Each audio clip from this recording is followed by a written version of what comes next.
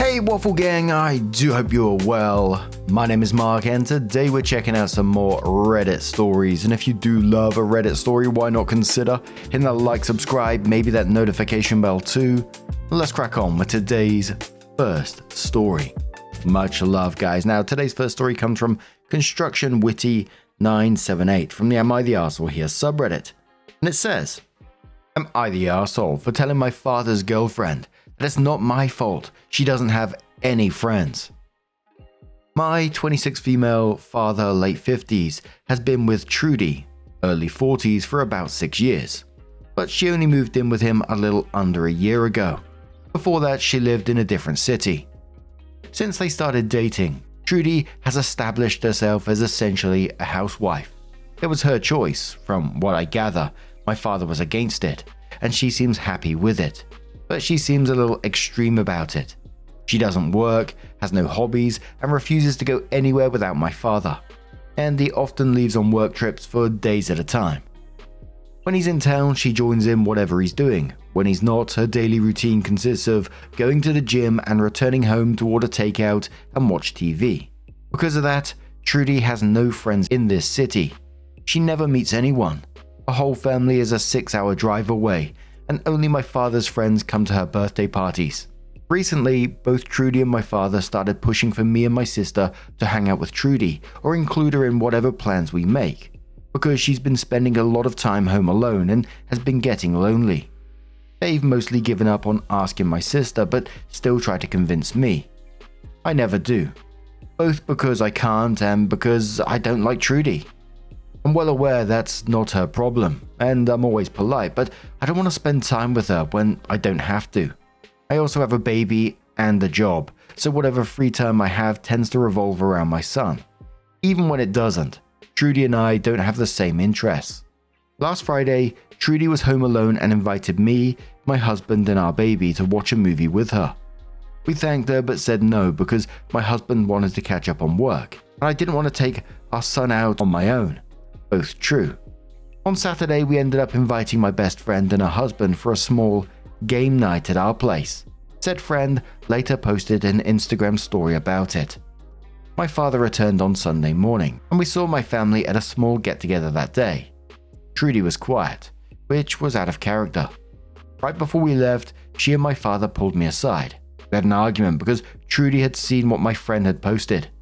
She said she was upset I hadn't thought of including her or taking her up on her offer to hang out when she was home alone.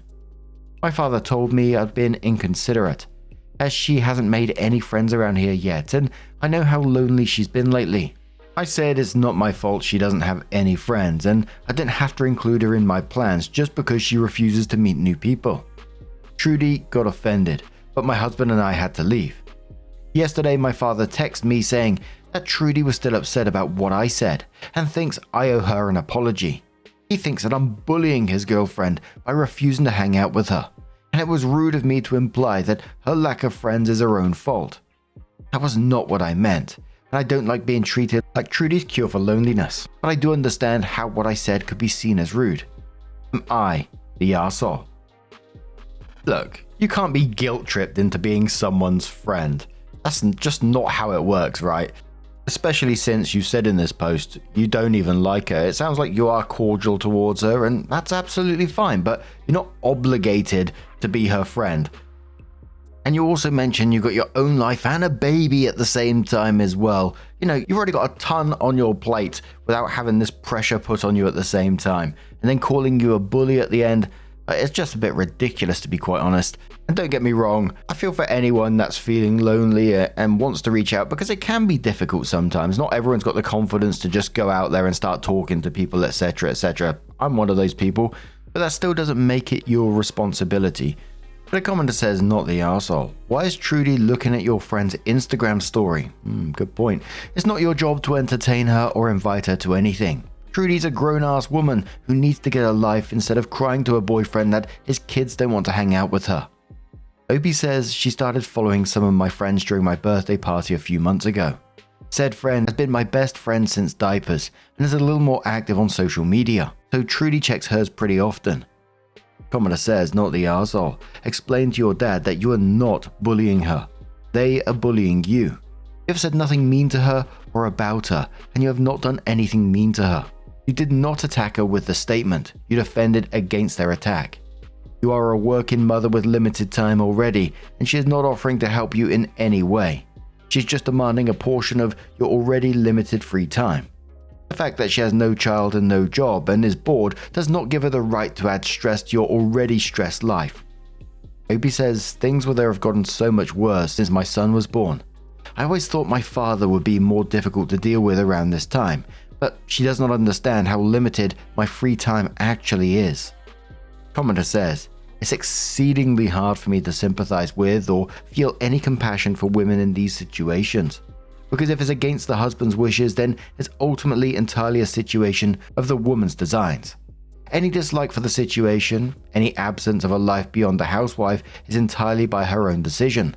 Plus, from what it sounds like, she basically doesn't have any real constraints, but she's just sitting on her ass ordering takeout and watching TV. Like, join a club, take up a hobby, read books. If you're just scrolling TikTok and watching TV, then your loneliness is your own fault. Also, it's not necessarily bullying to exclude. Freedom of assembly is a personal right, and you're not required to spend time with her just because she's a loser, not the arsehole. Opie says, my father was indeed against it, but at the same time he's always liked having people who depend on him, even if he doesn't admit it. I love the guy, but living with him wasn't easy, and our relationship got 1,000 times better when I moved out. This is actually the first fight we've had in a while. I think the main problem with it is how intense it is. She quite literally refuses to do anything without him. Sometimes that comes at the expense of other people's money, comfort, or time. She doesn't care. I do think my father enjoys having her around, but her fixation on being Terminator housewife bothers him too. Terminator housewife. More information on Trudy and Opie's father's relationship and says, I always thought they were a weird couple. Trudy is still nostalgic for Y2K and would be a Disney adult if she could afford to. My father thinks he's James Bond, but is closer to Frasier. Minus the college degrees. He really wants us to be friends though. I never told him I didn't like her, but I did make it clear the fact that we have nothing in common makes it unlikely. Opie also says she used to work and I think she still has some savings. I also think there's some inheritance money involved. My father does pay for most of their expenses though. And one more comment says, back when she lived in her hometown, she'd fly to visit my father at least twice a month and stay for about a week. Moving in with him didn't change much, except she no longer has the option of returning home to stay with her friends and family when he's out of town. So it was 12 days later that OP came in with her update and said it's been almost 2 weeks since I posted here. I wouldn't say I've sorted everything out, but I'm satisfied with what has happened. A few days after my post, I reached out to all of my friends who know Trudy and told them to either block her on social media or just remove her as a follower. I don't think she was using them to stalk me or anything. She spends a lot of time on her phone. It was actually very unlikely she wouldn't see the story my friend posted that day. But I figured it would be best to prevent this from happening again. I also removed her from my followers. My account has always been private anyway. I decided I wanted to have a one-on-one conversation with my father so that we could talk things through. So we agreed to have lunch together on Saturday. We settled on a restaurant near my place and agreed it would be just the two of us. The day of, he called and told me Trudy was insisting on coming along to keep us company. I told him no. I wanted to talk to him on my own. We had a small fight because he didn't want to leave Trudy alone, so I told him it was best we rescheduled it. My husband and I had lunch together and took our baby to the park instead. That night, I told my husband what had happened, and he said, I love that you're still trying to be nice to them, but I don't think it's working. Between that, your comments, and the fact that I'm exhausted, I decided to give up. I can't force my father and Trudy to listen, but I can at least put my foot down. I called my father the next day while Trudy was at the gym. I told him in no uncertain terms that I do not like Trudy and will never accept an offer to spend time with her when he's not around, even more so now that I have a child. As expected, my father started trying to guilt me right away. First, he went on a spiel about Trudy's life story and how caring and devout she is to everyone around her. He told me about how much she loves me and wishes we could spend more time with her. This wasn't the first time I've heard all of that, but it was the first time I told him I didn't care. I'm glad she loves me, but I have no obligation to love her in return. I could spend hours listing all the reasons I don't like her, but I don't think she has to care about that. We're not friends, and we're not family. That argument actually went on for a while, but eventually the subject shifted to Trudy's lack of friends. I reminded him that they live in one of the most popular streets in our city, and there are dozens of things she could do to meet new people. My father said he knew that, but Trudy didn't want to try any of them. I told him in that case, there was nothing else I could do. Trudy can either start putting herself out there or continue her lonely routine. Either way, I won't be a part of it. My father said he wouldn't try to push me to hang out with Trudy anymore, but he can't guarantee she'll do the same. I can live with that, and I reassured him that I'll never stop being polite to Trudy, but I won't start liking her just because they want me to. He said he could live with that. My husband and I have come up with multiple theories about why Trudy is so fixated on having her life revolve around my father's. We call her Terminator housewife for a reason, but I've always thought it was very unhealthy for both of them. I hope she does decide to start meeting new people and doing stuff on her own, but I won't be treated as a babysitter anymore. My son is my #1 priority. Thank you for your reassurance. I don't think this is over, but I don't plan on updating again as I'm very busy and very tired. Cheers. A commenter says to the OP, I'm glad you are satisfied with the outcome and wish you all the best and that it stays that way. However, I would not be surprised if the Terminator housewife starts to crank up her crazy. Sane people react very differently to rejection than crazy ones, and I would not count lonely Trudy to the sane ones. OP says, oh yeah, this isn't over in the slightest, but I think my husband and I are prepared, and I'm glad my father knows I don't like her now. I don't support running around telling people you don't like them like a preschooler, but God did it feel good to get that off my chest. Commenter says, not the arsehole.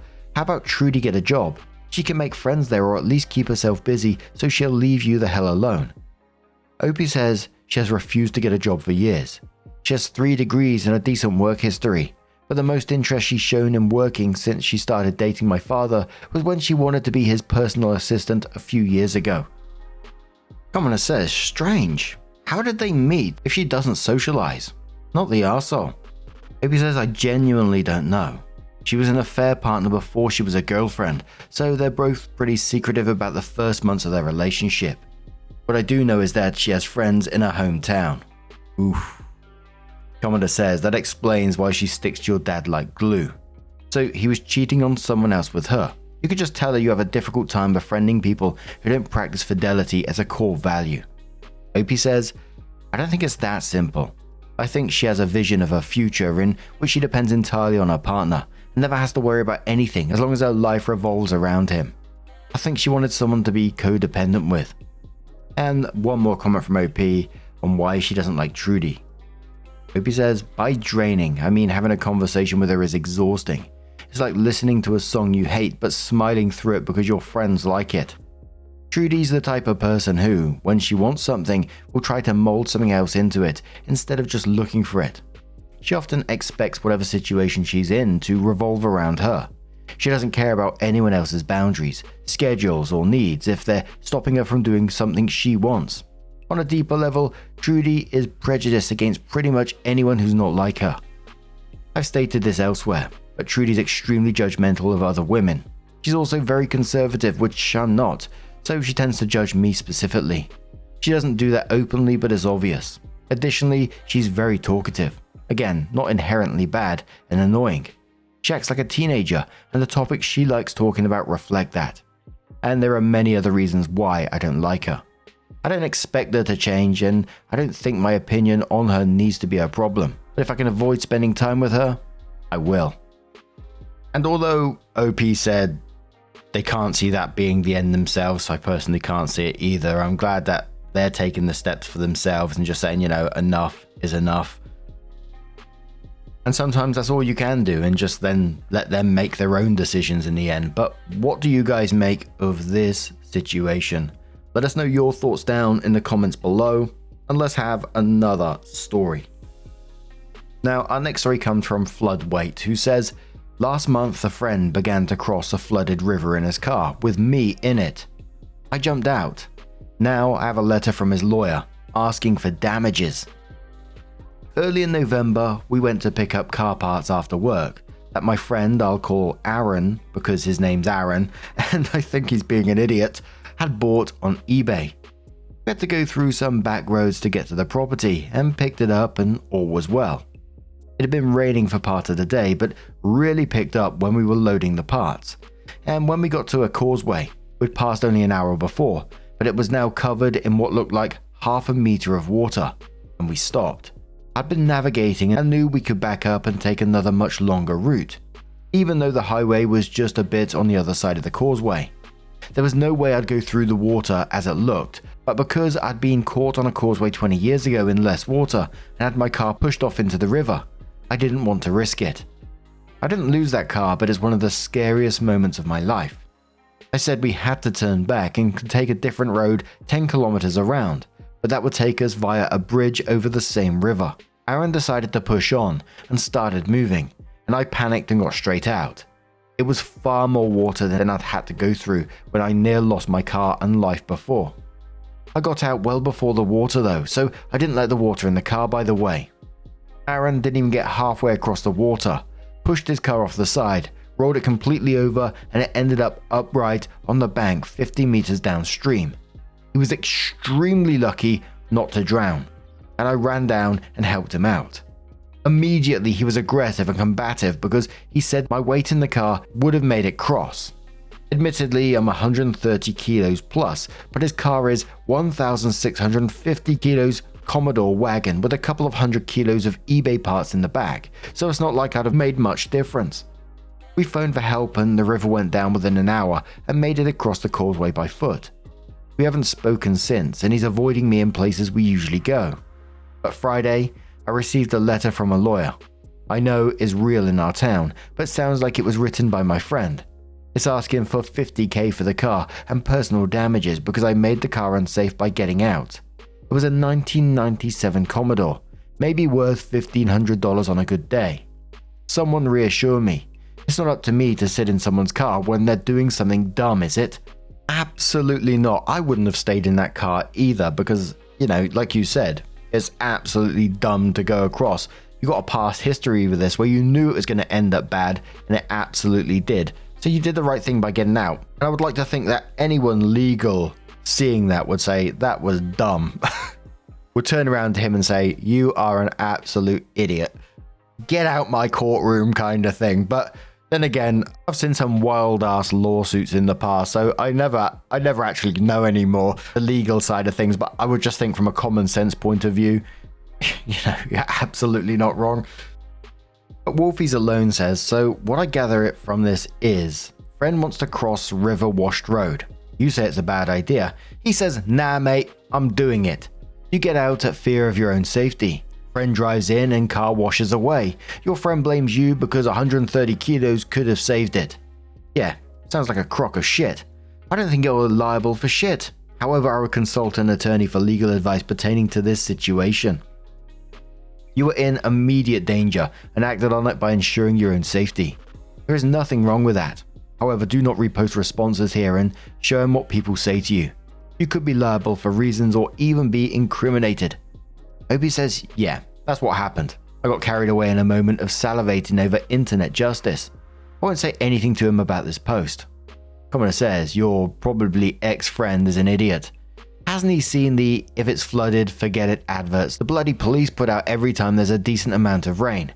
It's unlikely that an actual solicitor would have written such a letter of demand given how patently ridiculous this claim is. But you'll want to double check that's actually the case by calling them direct using a number taken from their website. If they actually did write the letter, just hang tight until you're actually served with a lawsuit. Get a solicitor of your own at that point. If they didn't write the letter and you're feeling petty, uttering false documents an actual criminal offense, so you could dob him into the police. Personally, I'd drop this idiot like a hot spud. Hot spud. Not only did they try to risk your life, they're now trying to extort money from you because they played stupid games and won a stupid prize. Witty says, I used to practice law in NSW. I'm no longer authorized to practice there and this cannot be relied upon as legal advice, but general advice to inform you your next steps.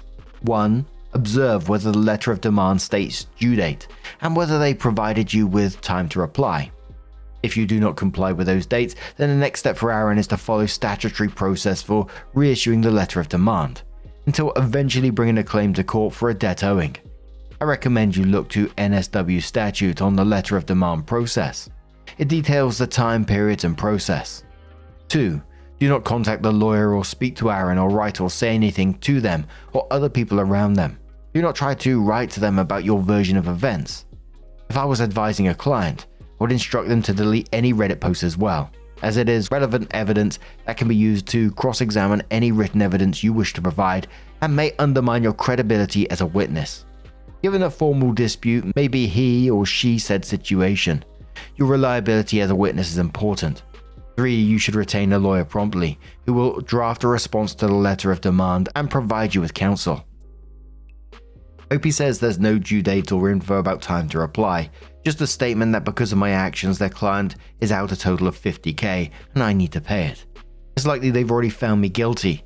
There's nothing about court or how to pay or when. Makes me think it's more likely a fakie. I won't contact Aaron about it or ask him to read over this thread. In the case I want to save myself money and just send a copy to the lawyers involved and say, can I get you to validate this was sent from you? Is that likely to be a risk, or should even that go through a lawyer I pick? I recognize that might be going beyond what you're allowed to advise. I'll probably hit up a lawyer of my own this week. So OP did come in with an update and says, I went to a lawyer my parents had used a few years ago and they recommended. She took one look at the letter from my friend Aaron's lawyers and said she had concerns about it, and she'd respond. She contacted his lawyer and my lawyer mailed me to tell me Aaron's lawyers aren't his lawyers at all, but to contact her if I heard more, otherwise no need for more action. Aaron had apparently faked up the letter and admitted as much to me yesterday, when he finally decided to talk to me. He wants me to retract my complaint to his lawyers about him using their letterhead. I hadn't complained to them myself, so I did the time-honored thing and told him to go pound sand. Kick a rock too, but it might have rhymed with go eat a bag of dicks. A lot of the commenters after this one saying that the lawyers will still absolutely go after him for what he did, regardless if OP retracted the complaint or not. I was curious about what could happen to Aaron if they do decide to pursue him, and there was all sorts of different things that people were talking about. There was some stuff about potential a stern warning in community service, others saying, a worst case actual jail time and a permanent criminal record. I really don't know. I don't know any of the legal stuff around this. I just tried to read up on it, but what an absolute moron. But what do you guys make of this situation? Consequences indeed. Let us know your thoughts down in the comments below. Now, just a huge thank you for being here today, getting involved in the stories, your love, your support, your time. It always means the absolute world to me. So thank you so much for being here. Hopefully, I'll see you in the next one. Take care and much love.